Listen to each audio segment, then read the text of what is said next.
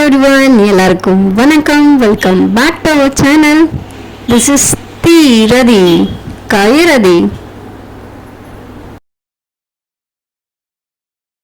This video sponsored by BuyMote e-shopping. இந்த BuyMote e-shopping அப்படிங்கிறது ஒரு ஆன்லைன் ஷாப்பிங் ஆப். நீங்கள் உங்கள் வீட்டுக்கு தேவையான கிராசரிஸ் எல்லாம் ஆன்லைனில் பர்ச்சேஸ் பண்ணணும்னு நினச்சிங்கன்னா இந்த ஆப்பை யூஸ் பண்ணி பர்ச்சேஸ் பண்ணிக்கலாம்.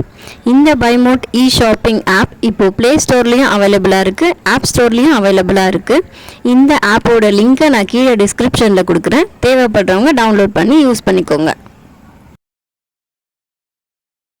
இந்த வீடியோவில் நம்ம என்ன பார்க்க போகிறோம் அப்படின்னு பார்த்தீங்கன்னா 6 மாத குழந்தைக்கு கொடுக்கக்கூடிய அரிசி கஞ்சி எப்படி செய்கிறது அப்படிங்கிறத தான் பார்க்க போகிறோம். 1 கிளாஸ் அரிசி எடுத்துக்கோங்க. இந்த அரிசியை 2லேருந்து 3 முறை தண்ணி ஊற்றி நல்லா கழுவி எடுத்துக்கோங்க.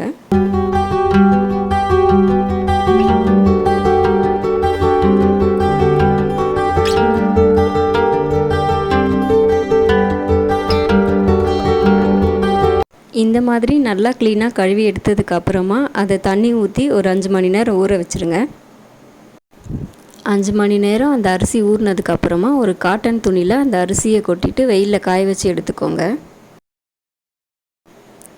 இந்த மாதிரி நல்லா காய வச்சு எடுத்துக்கோங்க. இந்த மாதிரி நல்லா காஞ்சதுக்கு அப்புறமா அதை ஒரு முறத்தில் போட்டு நல்லா பொடிச்சு எடுத்துக்கோங்க. நீங்கள் இந்த அரிசியை பேனில் போட்டு லைட்டாக ஹீட் பண்ணிட்டும் அரைச்சிக்கலாம், இல்லைன்னா ஸ்ட்ரைட்டாக ஜாரில் போட்டும் அரைச்சிக்கலாம். இந்த அரிசி கூட 3 முந்திரி, ஒரு கைப்பிடி கடலை போட்டு அரைச்சி எடுத்துக்கணும். குழந்தை 8 மந்த்துக்கு மேலே இருந்தாங்க அப்படின்னா இந்த அரிசி கூட பாதாம், பிஸ்தா, வால்நட் இதெல்லாம் ஆட் பண்ணிக்கலாம். இந்த மாதிரி நைஸாக அரைச்சிருக்கணும். அதை ஜல்லடையில் போட்டு ஜலிச்சு எடுத்துக்கலாம்.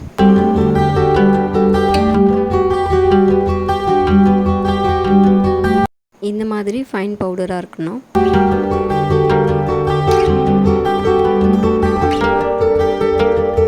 இதை ஒரு ஏர்டைட் கண்டெய்னரில் போட்டு ஸ்டோர் பண்ணி வச்சுக்கோங்க. 1 மந்த் வரைக்கும் இந்த பவுடரை யூஸ் பண்ணிக்கலாம். இப்போ அந்த அரிசி கஞ்சி எப்படி ப்ரிப்பேர் பண்ணுறதுன்னு பார்க்கலாம். ஒரு கிண்ணம் எடுத்துக்கோங்க.